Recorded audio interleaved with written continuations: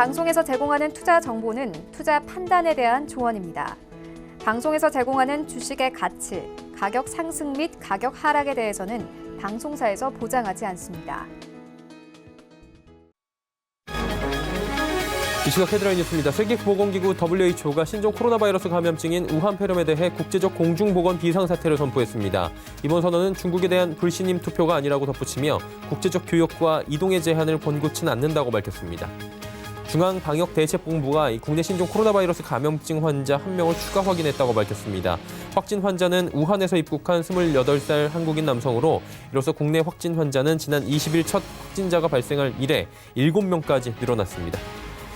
영국이 유럽연합 탈퇴 협정이 양측 정상의 서명과 의회 비준 절차를 완료함에 따라 현지 시간으로 31일 오후 11시를 기해 브렉시트를 단행합니다. 이는 영국이 EU에 가입한 지 47년 만으로 영국의 탈퇴에 따라 EU는 27개 회원국이 남게 됩니다. 통계청에 따르면 지난해 전 산업 생산이 전년보다 0.4% 늘어난 것으로 나타났습니다. 이는 통계 작성을 시작한 2000년 이후 최소 기록으로 광공업 생산 감소폭은 외환 위기 이후 가장 컸고 설비 투자는 7.6%나 줄어 10년 만에 가장 큰 폭의 감소를 보였습니다. 시청자 여러분 안녕하십니까. 오늘장 내일장 출발하도록 하겠습니다. 서정덕입니다. 오전까지만 해도 그래도 시장이 빨간불을 보여주고 있었는데 오후 들어서 분위기가 또 확 바뀌었습니다. 조금 전에 전해드렸다시피 WTO에서는 현지 시간으로, 그러니까 간밤이었죠. 우리 시간으로는 새벽에 발표가 났는데 현지 시간으로 30일 정오에 좀 회의를 했죠. 비상사태 선포를 결국엔 했습니다. 그럼에도 불구하고 미국 증시 같은 경우에는 아마존의 깜짝 실적 발표가 나왔는데 미국은 지금 실적이 굉장히 잘 나옵니다. 애플, 테슬라에 이어서 아마존까지 실적이 잘 나오다 보니까 시간 외에서 또 엄청나게 올라가고 있고요. 양환 실적을 바탕으로 해서 지표도 괜찮게 나왔고요. 또 WTO에서 비상사태를 선포했지만 교역과 여행의 제한은 아니다라는 부분이 시장의 호재로 작용을 하면서 미국 시장은 전일 결국에는 장 마감을 30분 앞두고 상승 전환하는 저력을 보여줬습니다. 우리 시장은 그 모습을 그대로 따라가나 싶었는데 지금 초반 상승분 모두 다 반납하고 하락폭 치우고 있습니다. 국내 확진자 늘고 있다는 소식 들려오고 있고요. 중국 쪽에서 사망자가 늘어나고 있다는 소식이 들려옵니다. 그리고 지금 유증상자로 분류되고 있는 우한에서 지금 국내로 입국한 우리 교민들에 대한 이야기가 나오고 있는데 지금 철저하게 검사가 이루어지겠지만 2차 감염자에 대한 우려도 나오고 있는 상황입니다. 그러다 보니까 이게 중국뿐만 아니라 전 세계적으로 신종 코로나 바이러스가 지금 번져나가고 있다. 인도 쪽 필리핀에서도 지금 나오고 있고요.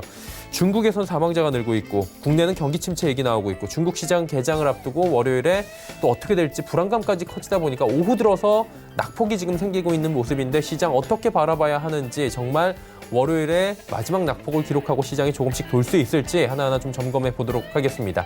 코스피부터 확인해 보도록 하죠. 네, 하락폭이 크진 않은데 지금 올라가던 시장이 멈춰선 겁니다. 2146포인트대에서 움직입니다. 하루간의 흐름을 좀 정리해 보도록 하겠습니다. 자, 보시면 장중에 2166포인트대까지 회복을 하면서 주가 좀 괜찮게 움직이나 싶었는데 어느새 주가가 쭉 빠져내려오면서 2140포인트 초반까지 밀려 내려오기도 했습니다. 다음 좀 볼까요? 보시면 개인과 기관이 사고요. 외국인이 파는데 외국인 이번 주 지속적으로 계속해서 팔고 있는 모습입니다. 많이 파네요. 지금 현물 시장에서 2022억 원 그리고 선물 쪽에서는 다행히 1722억 원을 사주고 있는 상황이고 그러다 보니 지금 시가총액 상위 종목들 잠시 뒤에 보시겠지만 대형주 위주로 지금 밀리지 않습니다. 선물 쪽에서 지금 매수가 들어오기 때문에 버텨요. 삼성전자와 SK하이닉스 특히나 실적 발표 이후에 SK하이닉스는 아직까지는 잘 버텨주고 있는 모습인데 삼성바이오로직스 네이버 지금 빠지고 있고요. 다음 좀 보도록 하겠습니다. 보시면 현대차, LG화학, 그러니까 양환 실적이나 앞으로 2차 전지 기대가 되는 LG화학이나 현대차조차도 버티지를 못하고 있고 셀트리온이 그나마 낙폭이 그동안 좀 있었기 때문에 기술적으로 좀 올라옵니다. 삼성물산도 결국 11만 원이 붕괴가 되고 있고요. 호실적 발표했지만 지금 이런 하락장에선 버티질 못합니다. 다음 살펴볼까요? LG선건도 호실적 발표했지만 지금 중국 관련 우려가 계속 나올 수밖에 없는 상황이고요. 포스코 철강 쪽도 중국 쪽에서의 결국에는 원가 부분에서의 경쟁력 그리고 지금 중국 쪽의 산업이 멈췄기 때문에 포스코도 그 우려를 직접탄으로 받고 있습니다. 삼성 SDI 실적 잘 나왔습니다. 하지만 또 밀려 내려갑니다. 일단 호실적 발표 뒤에 전고점 찍고 오늘 조정장이기 때문에 자연스럽게 2% 넘게 밀리고 있고요. 신한지주 SK텔레콤 소폭씩 올라가는데 경기 방어 주정 역할을 오늘은 해주네요. 다음 보도록 하겠습니다. 코스닥은 651포인트대입니다. 어느새 650선 붕괴 직전까지 갔는데 하루간의 흐름을 좀 정리해 보도록 하겠습니다. 보시면 664까지 올랐던 시장이 650 장중에 붕괴되는 모습입니다. 다음 볼까요?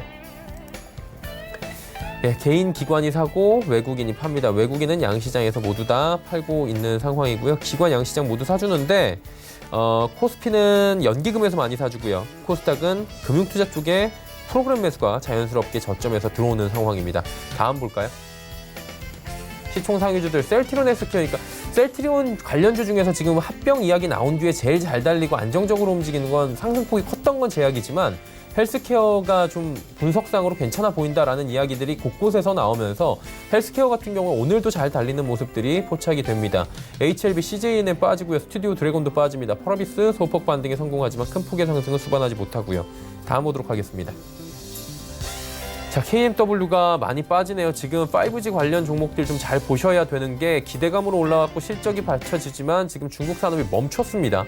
중국 산업이 멈췄다는 의미는 설비 투자가 1분기에 되지 못한다는 얘기고 실적이 악화될 수밖에 없다는 얘기인데 관련해서 5G 관련 업종들도 중국향 매출이 크기 때문에 좀 보셔야 될 것 같고요. 원익 IPS 빠집니다. 메디톡스, 휴젤, 솔브레인 모두 반등에 성공합니다. 다음 볼까요? 헬릭스미스 빠지고요. SFA, 메지온 모두 빠져내려갑니다. 파라다이스가 기술적 반등입니다. 크게 올라가진 않고요. 오늘 중국 관련 소비주들 기술적으로 호텔신라부터 해서 조금씩 올라오는 모습 보이는데 윗꼬리 달고 상승폭이 크진 못합니다. 환율도 좀 살펴보도록 하죠. 네, 환율이 지속적으로 올라가는데 지금 1190원대에서는 좀 아무래도 많이 올라가다 싶으면 1150원대 초반, 90원대 이렇게 오면 외환당국에서 조금의 지금 이제 개입이 들어오기 마련입니다. 어느 정도의 지금 움직임이 보이고 있고요. 1180원대 후반대에서 환율은 좀 멈춰 있는 모습이 포착이 되네요. 금일본 방송에서 제공해드리는 정보는 투자 판단에 대한 조언일 뿐입니다. 해당 주식의 가치와 수익률 보장해드리지 않는다는 점 참고해 주시길 바랍니다. 1시 58분 지나고 있습니다. 이 시각 특징주 짚어드리도록 하겠습니다. 정보경 캐스터입니다. 네, WHO의 국제적 비상사태 선포에도 전날 미국 증시 상승 마감했는데요. 오늘 우리 시장도 빨간불 켜면서 출발했지만 오후 들어서는 다시 하락하는 모습입니다. 이 시각 이슈 종목들은 어떤 게 있는지 지금부터 만나보시죠. 이 시각 종목 카3, 키이스트, 하이즈항공, 서현이 올라와 있습니다. 오늘 가장 먼저 만나볼 종목은 키이스트입니다. 빅히트엔터의 상장 추진 소식에 관련주들이 오늘 급등하고 있는데요. 키이스트는 현재 1.82% 올랐습니다. 3,085원에 거래 중입니다. 하루간의 흐름도 확인해 보시죠. 오늘 하락 출발한 주가가 11시쯤 최고가 3,390원까지 터치했는데요. 현재는 상승분이 많이 반납된 모습입니다. 방탄소년단의 소속사 빅히트 엔터테인먼트가 기업 공개를 추진한다는 소식이 전해졌습니다. 이 빅히트 엔터는 최근 국내 대형 증권사와 외국계 기업에 상장을 위한 입찰 제한 요청서를 발송했는데요. 이 같은 소식에 대표적인 BTS 관련주로 불리는 키이스트를 비롯해서 오늘 DPC와 넷마블 등이 동반 상승했습니다. 다음 종목 만나보시죠. 오늘 윤석열 테마주에 대한 시장의 관심이 뜨거웠습니다. 서현이 현재 가격 제한폭까지 올랐고요. 거래가 3,815원입니다.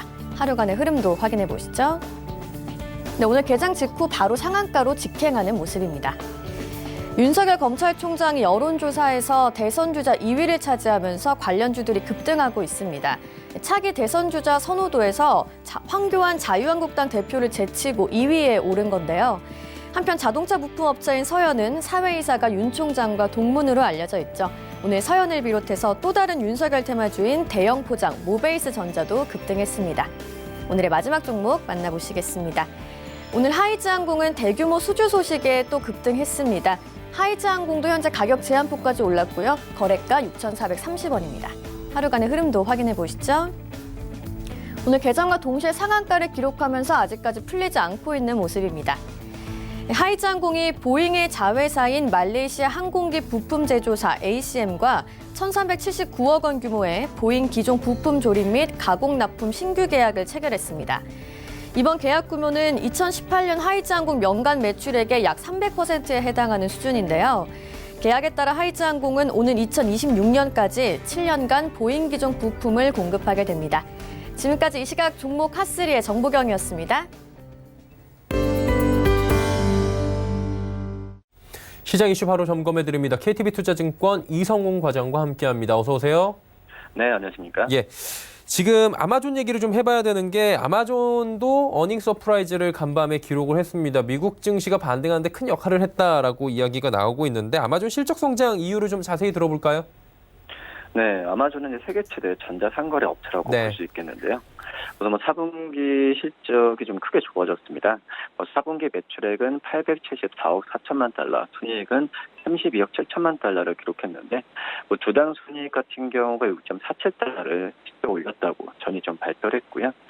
우선 월가 컨센서스가 그 주당 순이익이 4.03달러였는데 그보다 큰 수치로 실적을 발표했다라고 볼 수 있겠고 이 아마존의 4분기 순이익이 월가 예상치 한마디로 1.6배 정도 좀 올라간 수치라고 좀 볼 수 있습니다. 매출액은 전년 등기와 비교하면 21%, 순이익은 8% 정도 증가한 모습이고요. 우선 실적 발표 뒤에 이 아마존의 주가가 시간의 거래에서도 한 11% 상승하면서 시가총액의 1조 달러를 돌파한 모습을 좀 보여주었습니다. 우선 지금 현재 아마존 같은 경우에는 아마존의 그 투자죠. 투자가 더 많은 구매로 이어지는 상황으로 가면서 올해 같은 경우에 아마존의 실적도 기대해봐도 괜찮지 않을까 판단되고요. 지난 분기에는 어느 때보다 좀 많은 사람이 이 프라임에 좀 가입한 상황이라고 좀 볼 수 있겠는데 이 세계 유료 프라임 가입자가 좀 1억 5천만 명에 좀 달한다는 그 소식이 좀 전해졌습니다. 그렇기 때문에 이런 그런 가입자 부분은 특별하게 하지 않는 한 줄어들지 잘 않기 때문에 이런 실적이 그대로 이어지지 않을까 판단이 되고 있고요.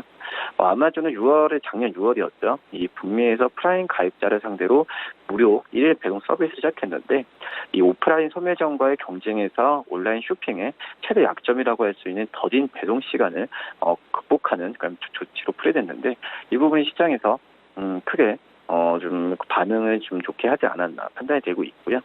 이 물류 서비스망 구축 등에 어떤 대규모로 투자되면서 작년 3분기에는 아마존의 순이익이 2년여 만에 처음으로 감소했는데 하지만 그 지금 현재 이 4분기 때 이 실적이 좀 반응하면서 이 아마존의 향후 분기마다 실적은 추정치가 더 높아지지 않을까 이렇게 좀 생각이 되고 있습니다.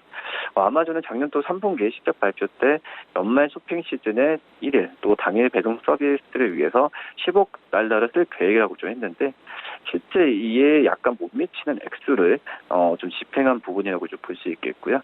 그렇기 때문에 어떤 비용적인 측면에서 크게 재무상의 위협을 주지는 않지 않았나 이렇게 좀 생각이 됩니다. 그리고 최근에 좀 아마존 같은 경우에는 음악 스트리밍 서비스를 좀 오픈하였는데요. 이 음악 스트리밍 서비스 시장 같은 경우에는 미국에서도 굉장히 좀 성장률이 좋은 하나의 좀 분야라고 좀 볼 수 있습니다. 미국의 음악 시장 규모만 해도 작년 상반기 때가 54억 달러였는데 이 수치는 전년 대비해서 18% 증가한 수치라고 볼 수 있겠고요. 그렇기 때문에 스트리밍 서비스 시장은 43억 달러로 전년 대비해서 26%까지 좀 성장하는 모습을 좀 보여주고 있습니다. 이 아마존 같은 경우에는 음악 스트리밍 서비스 가입자가 5,500만 명을 좀 넘어서면서 빠르게 좀 성장하고 있는데요. 이 아마존 같은 경우는 월 15달러에서 이 광고 기반 그리고 서비스까지 6가지 다양한 가격으로 음악 스트리밍 서비스를 제공하고 있는데 지금 현재는 역시 애플이 1위입니다. 애플 뮤직 회원수가 무료 이용자를 포함해서 6천만 명을 좀 돌파했는데 이런 수치에서는 아직까지는 지금 그 애플을 따라잡지는 못하고 있지만 이런 수준으로 간다고 한다면 아마존의 어떤 음악 스트리밍 서비스는 빠르게 아마존의 그 실적에 어떤 한 축을 담당할 가능성이 크지 않을까 판단되고요. 이 아마존이 올해 들어서 음악 서비스 지역을 한층 확대할 계획인데 특히 알렉사의 음성 서비스와 이 고품질 오디오 서비스를 추가하면서 이 서비스를 차별화할 가능성이 좀 크지 않을까 이렇게 판단이 됩니다. 그리고 지금 신종 코로나 바이러스 우한 폐렴이라고 불리는 이 신종 코로나 바이러스 얘기를 해봐야 될 것 같은데 항공사들이 엄청난 비상에 걸렸었잖아요. 근데 오늘은 조금 분위기가 어떻게 보면 나아졌다라고 표현할 수도 있는 게 전일 WH에서 비상사태 이야기하면서 교육이나 여행의 제한은 아니다라면서 한숨은 돌렸다고는 하지만 그래도 지금 안 좋거든요, 상황은. 동향을 좀 살펴주시면 어떨까요? 네, 신종 코로나 바이러스 감염 중에다 확산 사태가 어떤 지금 현재 중국의 어떤 항공 쪽에서의 중국의 하늘길이라고 볼 수 있겠죠. 항공화에 가로막고 있다라고 볼 수 있겠는데요. 세계 곳곳의 항공사들이 중국편 항공행을 좀 속속 취소하는 현재 상황으로 가고 있는데요. 이 점점 더 많은 항공사들이 중국행 항공편 운항을 중단하거나 운항 횟수를 줄이고 있다고 볼 수 있습니다. 한국의 아시아나항공, 또 제주항공, 진에어 같은 이 중국 본토로 향하는 일부 항공편 운항을 좀 잠정 중단한 상태고요. 이 대한항공 또한 일본의 그 중국행 노선을 줄이기로 결정을 한 상태라고 볼 수 있습니다. 이건 우리나라뿐만 아니라 유럽과 북미 항공사들도 속히 좀 일정 조정에 나섰다라고 볼 수 있겠는데, 이 영국 항공은 런던에서 베이징, 상하이로 향하는 1일 노선을 좀 중단했고요. 홍콩 캐세이 퍼시픽은 30일부터 중국의 본토행 노선 숫자를 50% 이상 줄이겠다라고 좀 발표를 했습니다. 이 밖에 미국의 델타 항공, 또 아메리칸 항공, 또 유나이티드 항공, 그리고 에어프랑스, 또 네덜란드 항공그룹 같은 경우에도 지금 현재 중국행 노선을 일정 기간 동안 줄이거나 취소했는데요. 특히 이제 핀란드죠. 핀란드의 피네어와 인도네시아 라이온에어, 또 호주의 제스타 에이어스, 또 에어 마카오 등도 비슷한 조치를 취하고 있는 상황이라고 볼 수 있습니다.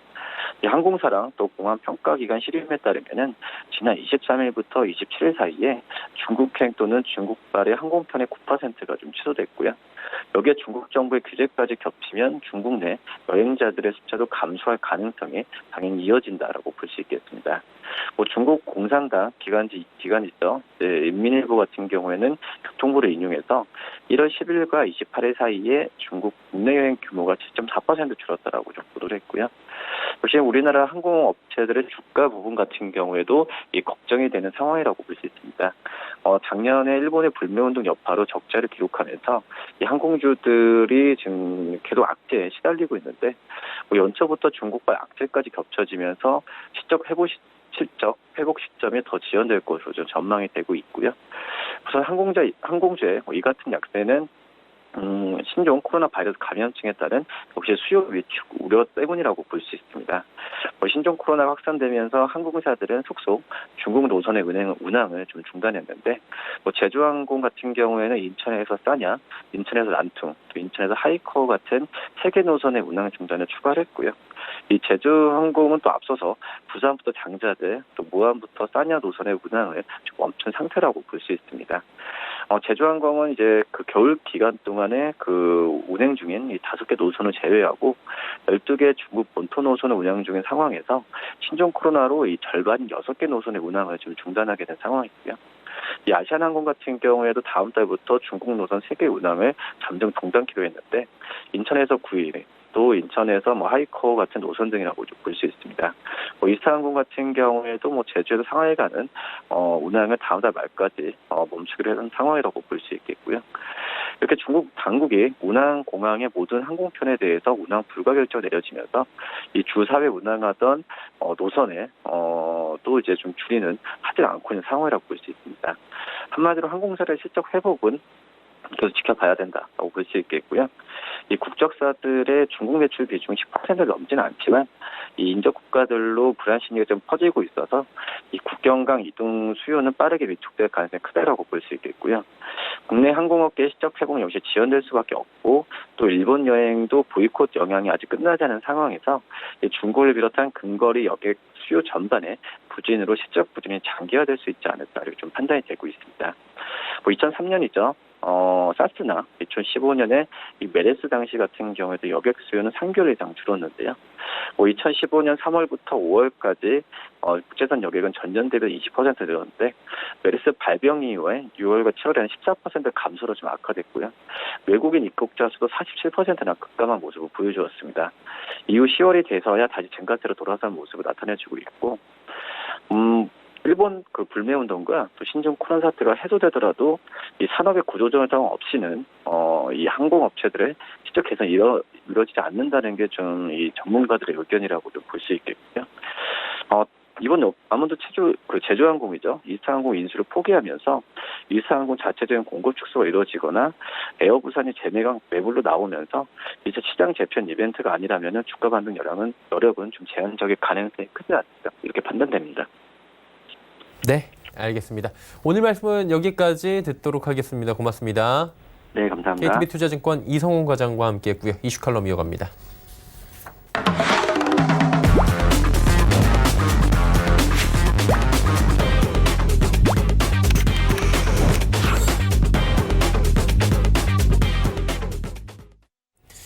이슈 칼럼 시간입니다. 참 좋은 경제연구소 이인철 소장과 함께하도록 하겠습니다. 어서 오세요. 이게 생각보다 빠르게 확진되고 있는 소위 말해서 신종 코로나 바이러스 우한 지역에서 발생해서 우한 폐렴이다 이렇게도 뭐 짧게 불리기도 하는데 이 이름이 중요한 게 아니라 확진자가 빠르게 늘어나고 있고요. 중국 쪽에서 사망자가 늘어나고 있고 지금 인도, 필리핀 뭐 할 것 없이 전 세계적으로 지금 확진자가 늘고 있는 상황에서 경기 위축에 대한 얘기가 나오고 있잖아요. 이거 어떻게 저희가 해석을 할까요? 일단 그 세계보건기구가 뭐 뒤늦게나마 이제 비상사태를 선포를 했습니다. 그쵸. 뭐 어느 정도 예상됐던 수준인데 그럼에도 불구하고 교역이나 인적 이동의 제한은 권고하지 않았어요. 예. 뭐 중국의 위상을 감안하면 뭐 어느 정도 예측됐던 부분인데 사실은 이렇게 이제 위기 상황으로 이제 된다 하더라도 지금 말씀하신 것처럼 이제 우한발 이 공포, 폐렴 공포가 지금 단지 이 속도 측면에 있어서는 과거 어떤 이 전염병보다 빠르다라는 거예요. 특히나 그동안 우리가 좀 안주했던 게 뭐냐면 치사율입니다. 치사율이 3% 미만이기 때문에 과거에 있었던 메르스나 아니면 사스 때처럼 두 자릿수 이상 그리고 이제 메르스는 40% 육박했었는데 예. 치사율이 좀 낮았다라는 건데 근데 한 최근 2, 3일 동안 중국의 사망자 수 발표는 너무 빠른 속도로 급격하게 늘고 자고 있어요. 일어나면 수십 명씩 늘더라고요. 그렇습니다. 예. 그래서 이제 앞으로 주의해서 봐야 될 것들이 물론 2차 감염은 이제 아시아, 유럽 다 나타나고 있어요. 예. 중남미를 제외하고 전 부분, 아프리카까지 지금 확산되고 있고 그렇죠. 2차 감염뿐만이 아니라 이제 3차 감염이 문제입니다. 정말로 중국을 한 번도 방문하지 않았는데 그렇게 2차 감염을 한 이 사람을 통해서 또 3차, 4차 감염자가 나온다면 걷잡을 수 없는 전염병으로 옮아갈 수 있다라는 거예요. 그래서 아마 지금 사실 WTO 지침 역시 권고사항입니다. 예. 이게 뭐 교육하고 인적 제한이 이루어지지 않는다면 물론 뭐 과거에도 그랬습니다. 과거 지금 최근 10년 동안 이번 사건을 제외하고 5번 정도 비상사태를 선포한 바가 있지만 당시에도 이제 어떤 교역이나 이동을 제한하지는 않았어요. 그런데 지금 보면 지금 그 중국이 과거에서 이번에 이제 중국발이라는 점에서 2003년과 그리고 이제 2018년 그리고 2020년 이 비중이 다릅니다. 예. 중국이 세계 경제에서 차지하는 비중이 2003년도만 하더라도 5% 남짓, 지난해 기준 16%가 넘습니다. 그때는 뭐 경제 규모가 크지가 않았잖아요. 그렇습니다. 이렇게 6배로 껑충 튀다 보니까 중국의 성장률이 자체로 둔화되는 것도 문제지만 예. 중국 성장률 자체가 세계 경제에 미치는 파급 효과가 미국을 추월했다라는 거죠. 예. 자, 그러다 보니까 아마 이게 어느 정도 잠복 기간을 거쳐서 추가적인 확산 속도가 좀 어느 정도 일단락됐다라고 한다면 문제가 해결될 단계지만 예. 지금은 어느 정도 확산될지 누구도 이 빠른 속도를 예측하지 못하고 있기 때문에 이제 이 사안이 굉장히 이제 다른 어떤 이제 이 악재보다도 더 크다라는 겁니다. 그러다 보니까 지금 뭐 의견은 분분해요. 근데 대다수가 좀 의견을 선회하는 부분이 요번 주 초까지만 해도 오래가지 않을 것이다. 단기적 충격에 그칠 것이고 미국 봐라 실적 좋으니까 올라간다. 우리도 실적이 기반이 되기 때문에 펀더멘털에는 훼손이 되지만 크게 문제 없을 것이다라고는 했는데 이 부분을 어디까지 봐야 되는지 참 애매한 시점이 온 것 같아요. 이런 관측, 긍정적인 기대감이 섞인 관측이 증시에 뭐 큰 호재가 될까요? 맞습니다. 사실 우리는 설 연휴를 쉬는 동안이었죠. 미국 증시, 유럽 증시, 뭐 대부분의 국가들 좋다가 이제 이제 우한 폐렴 공포 때문에 이제 좀 증시가 주춤한 상황인데요. 이게 사실은 우리도 내부적으로 보면 지난해 4분기부터 사실 반도체 가격이 조금 뒷받침이 되고 수출도 플러스로 전환할 기미가 보여서 주식시장도 그나마 지수를 높여왔고 그 기대감이 컸습니다. 그래서 이제 어떤 이 경기 진단 보고서에서도 그동안 침체, 둔화라는 표현이 사라지면서 긍정적 시그널이 나타났는데 근데 이제 신종 코로나 바이러스 감염증의 사태가 발발한 이후로 이런 긍정적 시그널을 자취를 감췄어요. 실제로 이제 과거에도 이제 이런 그 사례를 좀 보게 되면 우리는 이제 2003년도 사실은 사스 상태나 그리고 2015년도 메르스 사태는 굉장히 컸어요. 치사율도 원단히 컸고요. 당시에는 17조 3천억 원의 메르스 추경까지 단행했을 정도였습니다. 그렇죠. 자, 그러다 보니까 지금은 아직은 우리는 사망자는 나타나지 않았어요. 확진자가 너무 빠른 속도로 늘어나고 있고 이번에 이제 우한 지역에 거주했던 우리 동포들이 다시 들어와서 지금 뭐 물론 18명이 격리돼서 이제 유증상자들에서는 특별 보호 관찰이 되고 있습니다만 이들뿐만 아니라 기존에 있던 7명의 이제 확진자들이 어떤 이동 동선을 파악하면서 추가적인 확산에 대한 우려가 여전히 남아 있고 이러다 보면 지금 보면 일부 이제 영화관이 이제 폐쇄 조치하고 있죠. 사실은 쇼핑몰도 사람이 줄었어요. 예. 거리에 차가 줄었습니다. 그러니까 옛날 메르스와 사스가 불안했던 거는 직접적으로 경제활동 자체가 위축이 되고 온라인 활동만 하고 있다는 겁니다. 물건 배송시켜서 먹지 뭐. 예. 그러다 보니까 이 전반적으로 내수도 위축돼 있는 가운데 이제 내수 타격받죠. 당연히 뭐 관광, 여행, 내수 관련주들 이제 좋지 않을 수밖에 없는 상황입니다. 이게 과거처럼 사스나 메르스는 6개월 정도 타격을 줬어요. 예.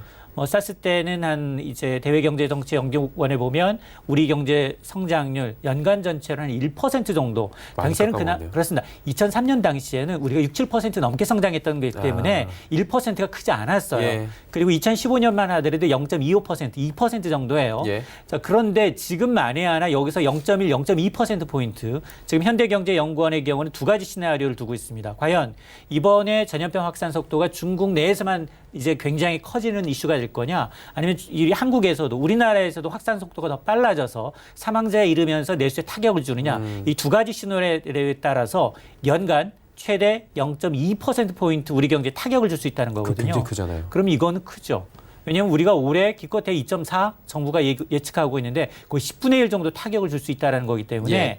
이번 과연 이제 잠복기를 거쳐서 어느 정도 이제 좀 잡혔다라는 얘기가 나오고 정말 정상적인 활동으로 돌아가는 걸 봄 이후를 기대하고 있는 것 같아요. 가장 빠른 이제 측이. 예. 그러나 이제 그 이상 또 될 수 있기 때문에 아직은 섣불리 단언하기는 좀 어려운 상황입니다.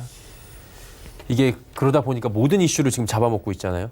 브렉시트가 당장 오늘이면 이제 단행이 됩니다. 영국은 EU하고는 결별을 하는 거잖아요. 맞습니다. 뭐 누군가는 뭐 아름다운 이혼이다 이렇게 얘기를 하고 있는데 어때요? 이게 경기 상황에 영향을 주지 않을까라는 예측도 있잖아요. 맞습니다.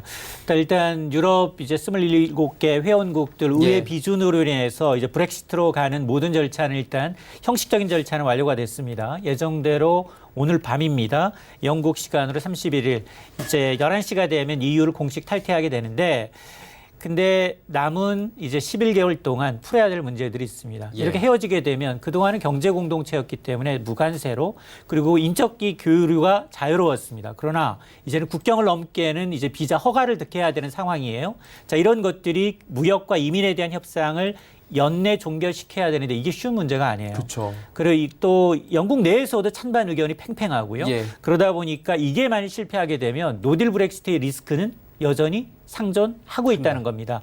물론 우리는 이제 브렉시트 이전 얘기가 나올 때부터 영국과는 개별적으로 이제 무역 관계에 대해서는 상당 수준의 FTA 수준의 이제 협의를 했기 때문에 예. 우리나라와의 관계는 대부분 이제 좋아졌어요. 예. 그러나 그럼에도 불구하고 만에 하나 연내 이제 정말로 좋은 이별이 아니라 협상 합의에 실패해서 질서 있는 브렉시트가 아니라 정말 노딜 브렉시트로 간다면 이때는 정말 G2의 불안감 그리고 이제 중동 신종 바이러스에 대한 불안감 여기다 이제 중동도 좀 불안하죠. 여기에다가 이제 브렉시트에 대한 리스크까지 더 더해지기 때문에 예. 이때는 전 세계가 좋아질 게 아니라 다시 한번 멀티딥으로 빠질 수 있습니다. 야, 이게 참 시나리오가 다양하게 나오는데 일단 큰 불이 앞에 있기 때문에 이게 눈에 잘 안 들어오는 건 사실인 것 같고요. 여기에 지금 디지털세 얘기가 나오는데 이게 디지털세 하면 굉장히 와닿는 게 없어요. 맞습니다. 사실은 이게 플러스 관련이고 뭐 얘기 많은데 이게 정확히 뭔지 좀 얘기해 볼까요? 예, 사실은 디지털세의 가장 뭐 좋은 사례가 넷플릭스나 구글을 들 수 있어요. 예. 우리나라에서 이제 구글의 경우는 거의 연 매출이 한 5조 원대입니다. 와. 매출이 몰라요. 예. 공개를 하지 않기 때문에. 근데 본사는 어디에? 싱가포르에 두고 있어요. 예. 그러니까 우리가 지금 뭐 유튜브를 통해서 수억대 벌었다라는 사람들 수입이 추정이 안 되는 이유가 공개할 이유가 없는 겁니다. 그러니까 세금을 어디에 내느냐? 우리나라에서 매출 5조 원대지만 세금은 수백억 원에 그쳐요. 네이버가 비슷한 매출을 내고 있는데 우리 국내에다가 4천억 원 넘는 세금을 내고 있습니다. 자, 그러다 보니까 우리도 보면 이건 뭐지? 이게 플랫폼만 갖고 있어요. 예. 그러니까 사업장 본사는 이제 굉장히 면세 지역이나 세금이 낮은 곳에 두고 있기 때문에 세금을 전혀 내지 않고 있다라는 게 문제여서 분명히 디지털세를 부과하고 싶은데 누가 먼저 이 고양이 목에 방울을 덜었느냐? 유럽이에요. 프랑스입니다. 프랑스가 먼저 이런 기업들 지금 플랫폼을 가지고서 온라인을 통해서 매출을 하면서 자국에 이제 이 가져가는 이익을 모두 다 가져가 버리는 예. 이런 부분은 좀 문제가 있지 않아요. 이게 디지털세였어요. 근데 이게 가장 걸림돌이 되는 게 미국입니다. 온라인 기업이 아니라 플랫폼 기업을 가장 많이 갖고 있는 게 미국이에요. 그렇죠. 그걸로 지금 구글, 수가 띄우는데 구글부터 시작해서 모든 대기업들이 다 이제 거기에. 플랫폼을 통해서 다 예. 갖고 있기 때문에 그러면 이제 미국과 이제 충돌 사태까지 벌어질 일촉즉발의 상황이었는데 당연히 프랑스가 한 발 뺐어요. 연말까지는 좀 더 미뤄봅시다라는 거예요. 그럼에도 불구하고 전반적으로 보면 이런 이제 이 조세 회피의 이런 기업들을 대표하는 OECD 내 137개 회원국들의 의결은 뭐냐? 예. 포괄적으로 합의하는 건 맞다는 겁니다. 근데 처음에 이제 미국도 계속해서 디지털세를 반대할 수 없으니 여기다 세 하나를 더 붙였어요. 야, 디지털 기업만이 아니야. 소비자 대상으로 하는 기업도 포함시켜. 예. 이게 지금 들어간 거예요. 이게 우리한테 걸림돌이라는 겁니다. 그러니까 미국은 이 제조업 기업보다는 디지털 쪽 플랫폼 업체 기업들이 많으니 이 소비자를 대상으로 한 예를 들면 휴대폰을 만든다거나 자동차를 만든다거나 이런 기업에 대해서도 세금을 내라라는 거예요. 그러면 우리나라에 내던 세금을 이제는 앞으로 미국의 자동차 판매를 많이 하면 미국에 더 많이 내야 된다는 거거든요. 그렇죠. 자, 그러다 보니까 포괄적으로 합의는 했지만 예. 세부적으로 언제 시행할 거냐? 과연 이 세부적으로 과연 이 제조업 기업 그러면 모두 다 할 거냐? 야, 나는 미국에 매출 별로 없어. 매출과 영업이익률 따져야 할 것들이 많다는 겁니다. 그러다 보니까 이런 논의가 잘 이루어지겠느냐. 우리 기재부는 정부의 입장은 이거 논의하는데도 앞으로 2, 3년은 걸릴 거다. 것이다. 물론 오늘 포괄적 합의로 이제 그동안 이 플랫폼 업체뿐만 아니라 제조업까지 들어가는 건 분명히 리스크 요인이 있지만 그러나 현실화되기까지 세금을 현실화되기까지는 조금 더 시일이 걸릴 것으로 보입니다. 그러면 양국 간에 또 격돌을 할 수도 있어요. 미국이랑 유럽이랑 뭐 에어버스 얘기도 있고 지금 보조금 얘기도 있고 뭐 이게 첨예하게 대립하는 게 단순히 이게 아니잖아요. 사실 맞습니다. 정치 싸움이잖아요. 맞습니다. 어떻게 보십니까 이 부분? 일단 예. 미국도 미국이지만 프랑스도 내부적으로 정체가 좀 불안해요. 마크롱 대통령이 지금 연금 개혁을 하고 있어요. 네. 굉장히 강한 저항에 부딪히고 있습니다. 노후의 자금을 줄이겠다라는데 누가 좋아할 사람이 누가 있겠습니까? 싫어하죠. 당연합니다. 그러다 보니까 세금을 어떻게든 이제 걷어들여야 되겠는데 이거 봐라. 외국의 디지털 플랫폼을 외국에 두고서 돈을 프랑스에서 먹으러 가는 게 이제 맘뜩치가 않았던 거죠. 예. 그리고 매출액의 3% 정도는 걷겠다라고 실제로 시행을 하고 있습니다. 예. 근데 유럽 연합 전체 그리고 전 세계 전체를 놓고 보면 아직은 합의 이행 전이기 때문에 연간 이제 이 디지털세 신경제는 한 1년 정도 연내로 미뤄졌어요. 예. 근데 트럼프 대통령도 그렇고 마크롱 대통령도 그렇고 서로 이게 대립하면 이게 글로벌 분쟁으로 확산될 수가 있어요. 그렇죠. 미국도 여러 가지 카드를 갖고 있어요. 뭐 에어버스를 비롯해서 이제 항공뿐만이 아니라 자동차, 여기다 IT 기업, 예. 제조업까지 넘어가게 되면 유럽은 아킬레스건이 자동차 제조업체들이에요. 미국에다 굉장히 많은 자동차를 수출하고 있습니다. 예. 그러다 보니까 역공을 키할 수 없어서 아마 제 개인적으로는 둘이 다 현명한 이제 계산을 한다면 조금 이 협상의 시간을 좀 두면서라도 협상으로 이 문제를 풀지 않을까라는 생각이 듭니다. 뭐 시간 끌기를 좀 들어갈 하겠죠. 수도 있고 결국엔 뭐 지금 대선도 있고 할 이유가 없다. 맞습니다. 아직까지는 이렇게 보신 거네요. 알겠습니다. 오늘 말씀은 여기까지 듣도록 하겠습니다. 참 좋은 경제연구소 이인철 소장과 함께했습니다. 고맙습니다. 예, 내일의 종목 330 가기 전에 오늘 종목 이야기부터 바로 출발해 보도록 하겠습니다.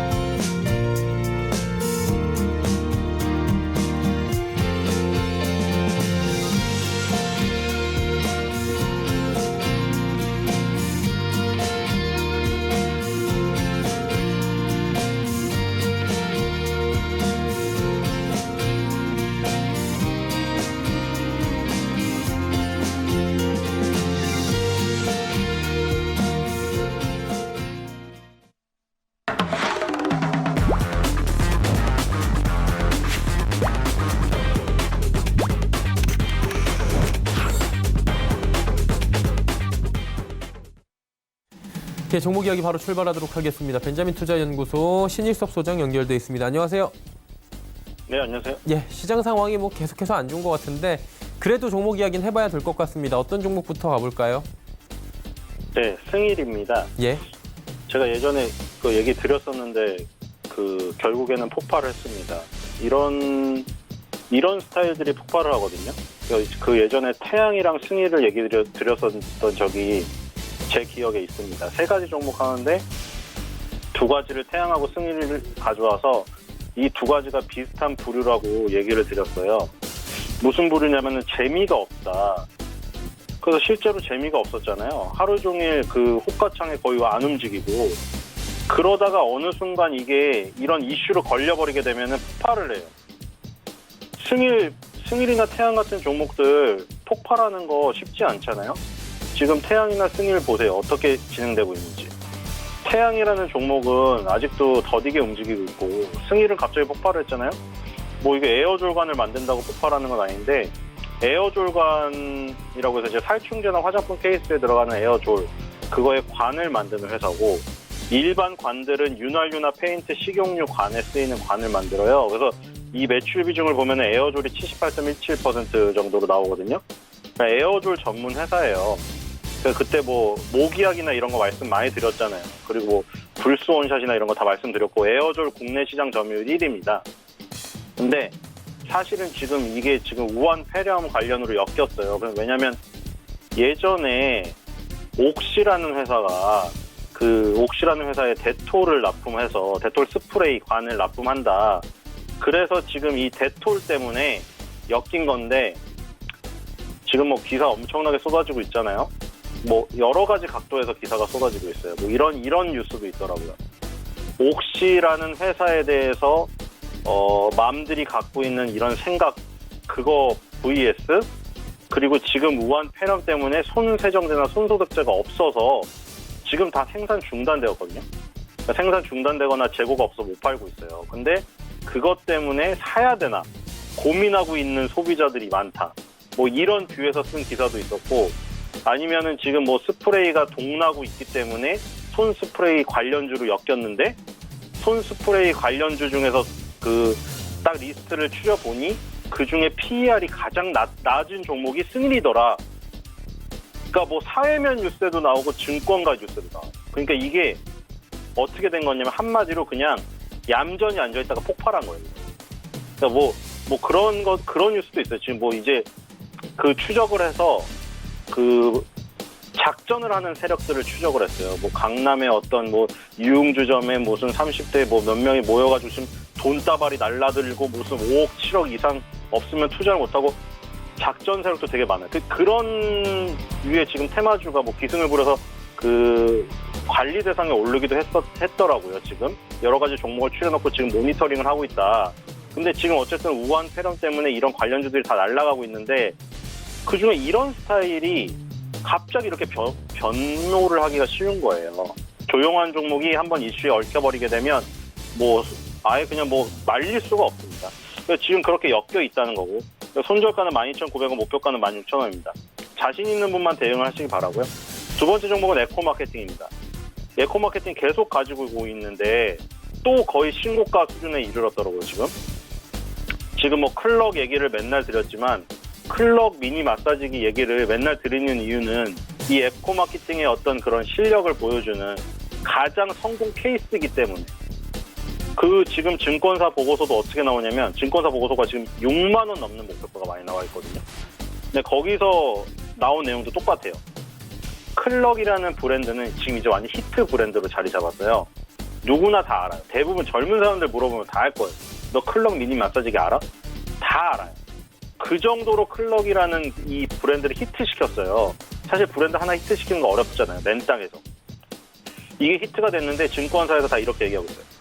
만약에 클럭이라는 히트 브랜드 다음에 다른 히트 브랜드를 하나 더 성공을 시키거나 또 추가적으로 성공 케이스들이 막 나오게 되면 훨씬 더 높은 목표를 받아야 된다. 목표 주가를 상향해야 되는 상황이다. 이렇게 얘기를 하고 있습니다. 제가 그때 얘기 드린 게 2019년 9월 30일 날 젤레일 기업 글루가 지분 20% 인수했잖아요. 그리고 그게 뭐 계속 얘기 드렸다시피 클럭 미니 마사지기가 그 퍼뜨려진 그 상황들, 그 프로세스를 보고 나서 젤네일 기업도 그런 식으로 할 거다.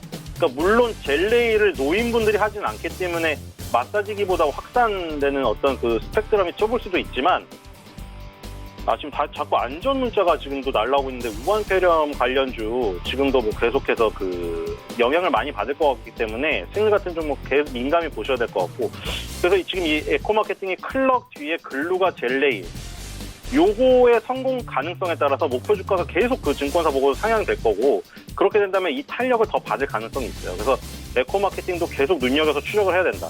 손절가는 4만 원, 목표가는 6만 원입니다. 그 세 번째 종목은 키네마스터입니다. 키네마스터 제가 그 뭐 기술적으로도 많이 얘기 드렸고 내용으로도 많이 얘기 드렸잖아요. 그리고 그때 막 뭐 이제 막 시간이 없어서 빨리 해야 된다고 얘기를 하는데도 끝까지 얘기했어요. 그 뭐냐면 이런 차트 찾아내야 된다고. 그때가 아마 금요일이었어요. 이 똑같은 날. 그래서 제가 시간이 없어서 빨리 하라고 그러는데도 계속 얘기 드리는 이유는 그 주말에 이런 거 찾아야 된다. 그때 키네마스터 차트 보세요. 어떤 부분에서 제가 갖고 왔는지. 그 고공 박스권에서 행보하고 있을 때 그런 거 주말에 돌려보고서 찾아내야 된다고 했잖아요. 분명히. 지금 어떻게 됐어요? 키네마스터 차트 보시면. 날라갔잖아요. 지금 완전히. 그 내용은 뭐였어요? 내용은. 유튜브 방송 많이 한다 사람들. 근데 유튜브에서 동영상을 이쁘게 올려야 될 거 아니에요. 그럼 편집 동영상 프로그램이 필요한데 키네마스터가 대표적이고 최근의 소식 그때 얘기 안 드린 소식 뭐 나왔죠? 그 다음에 지금 신주 한 주를 배정하는 무상증자를 발표했어요. 그러니까 이거는 제가 그 차트 얘기할 때 무상증자 발표 안 났을 때거든요. 그러니까 이미 뭐 어떤 세력이 이걸 알았거나 아니면 그게 없었더라도 기본적으로 동영상 편집 앱의 성장 가능성에 따라서 차트를 이쁘게 만들어놨는데 거기다가 무상증자라는 희소식까지 더해진 거예요. 이거는. 그러니까 폭발을 안 할 수가 없죠. 지금 이거는. 신주 배정 기준일은 22일이고 신주 상장 예정일은 2월 21일로 되어 있는데 그때 또 얘기 드렸던 게 음원이 문제다. 느닷없이 고소당하는 사람 많다고. 아무것도 모르는데 왜 내가 갑자기 고발을 당하나. 그랬더니 음원을 나도 모르게 썼는데 저작권 위반이라는 거예요. 한때는 캐롤도 못 들었을 때가 있었잖아요. 크리스마스 때. 그건 이제 해결됐지만 지금 키네마스터에서 자체 SS 스토어를 통해서 저작권 걱정 없이 음원 사용이 가능하게 그냥 다 풀어놨어요. 그러니까 여기서 뭐 예를 들어 프리미엄 회원이나 이런 거를 등록하면 다 이용할 수 있어요. 그러니까 이런 걱정 없이 동영상 편집 이쁘게 해가지고 유튜브나 인스타그램에 올리고 싶으신 분은 키네마스터 프리미엄 회원 가입하시겠죠. 그러니까 계속 이런 서비스를 제공하니까 계속 가입할 수밖에 없는 거예요. 지금 250여 곡의 음악을 보유하고 있고요. 매주 새로운 음악이 업데이트 된다고 합니다. 그래서 제가 계속 누누이 말씀드렸죠. 에코마케팅, 키네마스터 이런 회사들. 요즘 트렌드에 민감하게 투자하시는 분이라면은 꼭 5손가락 안에 넣고 관심 가져야 될 기업이라고 분명히 말씀을 드렸는데 지금 뭐 그러니까 우한폐렴이 와서 시장이 안 좋으면 우한폐렴 관련주를 하면 된다고 하잖아요. 근데 제가 아까 말씀드렸다시피 굉장히 위험할 수가 있다. 근데 이 두 종목은 사실 상관이 없잖아요.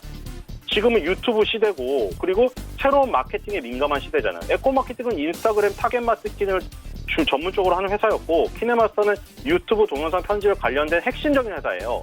그러니까 이런 종목만 지고 봤었다면 사실 트렌드의 파도를 타면은 사실 그 바이러스의 영향도 안 받아요. 키네마스터나 에코마케팅의 지금 시세를 보세요. 전혀 영향을 받지 않고 있거든요. 그러니까 이런 종목은 꼭 지고 가야 된다. 목표가 더 올려야겠죠 지금. 손절가는 9,000원, 목표가는 15,000원으로 하도록 하겠습니다. 네, 키네마스터까지 세 종목 들어봤고요. 지난 시간에 아톤을 좀 짧게 들어가 보자 하셨는데 아톤 흐름 어땠습니까? 예, 역시 신규 상장주이다 보니까 말했죠. 아파트 스포츠 선수 얘기는 많이 드렸으니까 아파트 분양가랑 똑같은 거예요. 분양가를 높게 받아도 그럼 분양에 성공한 거잖아요. 근데 그 뒤로 집값이 떨어질 수도 있는 거고 분양을 높게 받아서 집값이 또 계속 올라갈 수도 있는 거예요. 그러니까 이거는 뭐냐면 분양가를 높게 받거나 스포츠 선수가 계약금을 많이 받았다고 해서 그 후에 성공까지 보장하는 건 아니지만 트렌드 반영하는 건 있다. 그러니까 아톤이 처음에 상장했을 때 좋게 상장을 했잖아요. 그러니까 성장 가능성이 있고 트렌드에 맞기 때문에 높은 가격을 받았으나 신규 상장을 하고 나서의 움직임이 지금 좋지 않았습니다. 그러니까 이 흐름은 조금 더 이동평균선이 생기고 여러 가지 이슈가 첨가돼서 조금 정보가 더 들어올 때까지 기다려야 되는 그런 케이스로 지금 아톤은 흘러갔다고 보시면 될 것 같습니다. 예, 아톤에 대한 이야기 들어봤고요. 오늘은 그럼 단기적으로 괜찮아 보이는 종목 어떤 종목입니까? 예, 오늘은 역시 키네마스터를 예. 또 지금 따라가셔야 된다는 생각이 드는데 지금 이 키네마스터 얘기를 많이 들었죠. 유튜브 뭐 동영상 편집해서 유튜브 뭐 채널 없으신 분도 있고 그렇죠? 그냥 수동적으로 뭐 내가 좋아하는 사람의 채널을 구독하고 뭐 좋아요 누르고 이런 사람들도 있잖아요. 근데 뭐 적극적으로 동영상 편집을 해서 채널을 운영하시는 분들이나 아니면 내가 재미로 심심풀이 땅콩으로 뭐 유튜브 채널을 가끔 보시는 분들이나 어쨌든 간에 보는 화면에 깔끔하게 여러 가지 효과가 섞인 거를 보시겠어요? 아니면은 화면도 뭐 안 좋고 뭐 이거 효과도 없고 편집이 잘 안 된 영상을 보시겠어요? 당연히 화면이 편집이 잘 된 영상을 보시겠죠. 그러니까 그걸 사용하시는 분들이던 수동적으로 유튜브 채널을 보시는 분들이던 주식을 하시는 분이라면 당연히 키네마스터는 지금 유튜브 시대가 그 권력이 점점 공고해지고 있어요. 물론 뭐 유튜브도 어느 시절에 물론 무너질지 모르겠지만 지금은 계속해서 유튜브의 권력이 강화되고 있는 제가 보기에는 무릎도 안 온 것 같아요. 지금 제가 보기에는 예전에 전통 미디어들이 그 무너지면서 유튜브로 흡수되는 속도가 점점 빨라지고 이건 앞으로 더 가속화될 뿐일 것 같아요. 그렇기 때문에 키네마스터 같은 거는 당연히 따라서 그냥 팔다리 같은 거 팔다리. 유튜브가 몸통이고 머리라면 키네마스터는 사실 팔다리 뭐 손톱 발톱 역할을 하는 거예요. 제가 보기에는. 그러니까 유튜브 시대에 맞는 투자를 하고 여기서 수익을 크게 얻으려면 유튜브 채널을 운영하는 능력이 있으면 자기가 하셔도 돼요. 유튜브 스타가 되고 크리에이티브가 될 수가 있다. 근데 그거 사실 어렵잖아요. 저는 유튜브 채널을 개설해서 스타가 되는 확률보다 키네마스터에 투자해서 수익을 얻는 확률이 훨씬 높다고 생각이 돼요. 그래서 키네마스터를 관심을 많이 가져보시길 바라고 이번에 단기적으로도 지금 따라잡으셔서 추격 매수를 하셔가지고 단기적인 수익을 추구하기에도 충분한 지금 타이밍이라고 생각이 됩니다. 네, 키네마스터까지 이야기 나눠봤습니다. 오늘 말씀은 여기까지 듣도록 하겠습니다. 고맙습니다. 신일섭 소장과 이야기 나눠봤고요. 이제 이지연 멘토 바로 만나보도록 하겠습니다.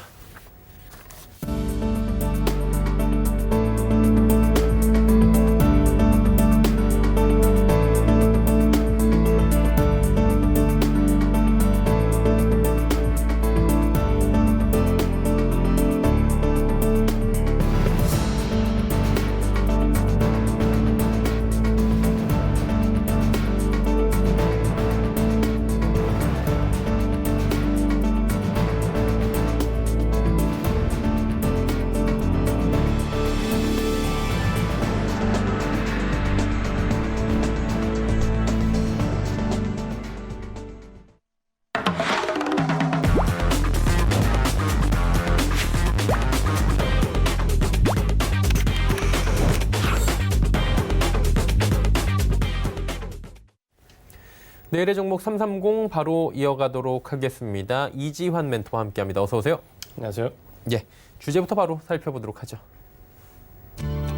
주제가 삼성전자 실적 발표로 본 반도체 섹터.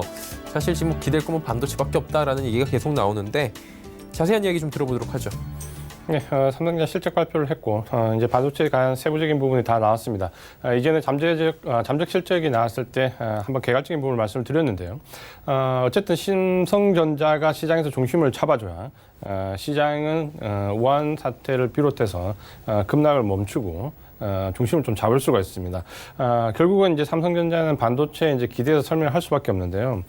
이번에 삼성전자 실적 발표를 보면서 전체적인 반도체 부분과 최근에 우한 폐렴 사태가 거치면서 좀 변형된 부분에 대해서 말씀을 좀 드리려고 합니다. 일단은 전체적으로 연간 영업이익이 14조 원 정도로 나왔고요. 물론 이제 전전년에 비하면 69% 급감하면서 상당히 많이 줄었습니다. 하지만 이제 연초 대비로 해서 계속해서 반도체 가격이 하락이 멈추고 12월 달부터 좀 반등을 주면서 올 1분기부터 이제 기대감이 상당히 높아져 있었습니다. 주가는 미리 좀 선반영된 상태고요. 특히 이제 5G와 메모리 업황 개선과 관련해서 전체적으로 수요가 굉장히 확대될 것이다. 재고가 1분기 중에 대부분 다 조정이 될 것이다라는 부분 때문에 상당히 이제 긍정적인 얘기가 많이 나와 있습니다. 물론 이제 이 부분은 아직도 계속 유효하고 앞으로도 그렇게 될 거라 좀 보는데 전체적으로 보면은 D램 가격 같은 경우는 12월 달에 주력 제품 같은 경우는 한 10% 넘게 올랐습니다. 올해도 한 10% 중후반까지 D램 가격이 인상될 걸로 예상이 되고 있고 낸드는 조금 더 상승폭이 크다고 기대되는데요. 전체적으로 한 20% 중후반까지 오를 걸로 성장할 걸로 예상이 좀 되고 있습니다. 특히 1월 12월 달부터 이 낸드 가격은 상당히 큰 폭으로 좀 뛰어오르면서 전체적으로 이에 대한 기대감이 좀 부합하는 모습을 좀 보여줬는데요. 이제 문제는 지금 현재 이제 중국과 관련된 우한 폐렴 사태가 나오면서 전체적으로 이제 이 부분이 계속해서 예측이 맞아 들어갈 것인가라는 부분에 대한 우려가 좀 나오고 있습니다. 전체적으로 중국이 전체적으로 반도체를 좀 수입하는 양이 우리 돈으로 환산해서 뭐 한 해 정도 한 380조 정도 내외가 되는데 중국이 침체가거나 혹은 더 이제 조금 더 우려스러운 상황이 이제 생산에 차질이 생기지 않을까라는 부분인데 특히 이제 SK 하이닉스 같은 경우는 전체 D램 가격 가운데 한 40%가 중국 우시에서 생산되고 있습니다. 삼성전자는 낸드 플래시가 중국 서안에서 생산이 되고 있고요. 이제 이런 부분들 때문에 약간 이제 우려스러운 부분이 좀 나오는데요. 그 부분은 현재로서는 이제 좀 기울 뿐이다라고 좀 말씀 좀 드리고 싶고요.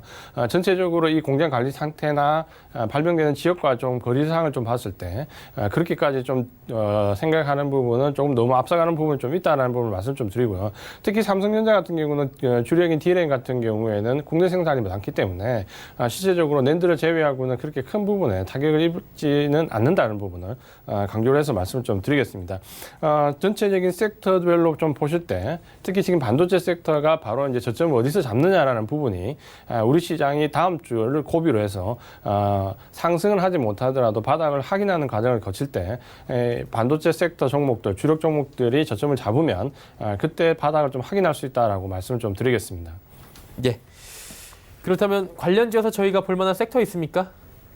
아마도 이제 이번 사태를 겪으면서 좀 더 핵심 주도주가 좀 추격되는 모습을 좀 보일 것 같고요. 그런 부분에서는 이제 반도체 부품과 소재 관련된 종목들도 좀 선택적인 부분이 좀 필요할 것 같고, 특히 반도체 부품 관련되면서 전공정 쪽으로 좀 매기가 더 몰릴 수 있고, 장비주나 혹은 시스템이나 파운드리 반도체 쪽으로는 후순위를 좀 넘겨줄 수 있습니다. 기대감으로 갔던 부분이 지금은 현실적인 부분으로 좀 바뀔 수 있기 때문에 그 부분들을 좀 참고를 하신다면 섹터 내에서 장비주와 시스템 파운드리 반도체 쪽은 조금 조심하는 부분이 필요하겠다라고 말씀을 드리겠습니다. 네, 알겠습니다. 오늘 말씀 여기까지 듣도록 하겠습니다. 고맙습니다. 고맙습니다. 이지환 멘토와 이야기 나눠봤습니다. 금일 본 방송에서 제공해드린 정보는 투자 판단에 대한 조언이었습니다. 해당 주식의 가치와 수익률 보장해드리지 않는다는 점 참고해 주시길 바랍니다. 저희가 준비한 소식은 여기까지입니다. 잠시 뒤에는 마감 임박 60분의 승부 바로 이어집니다. 채널 고정해 주시기 바랍니다. 고맙습니다.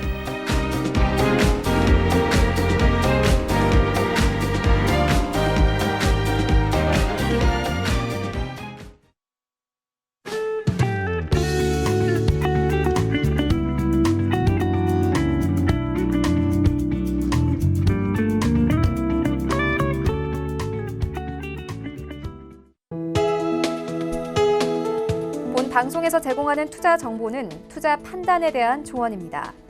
방송에서 제공하는 주식의 가치, 가격 상승 및 가격 하락에 대해서는 방송사에서 보장하지 않습니다.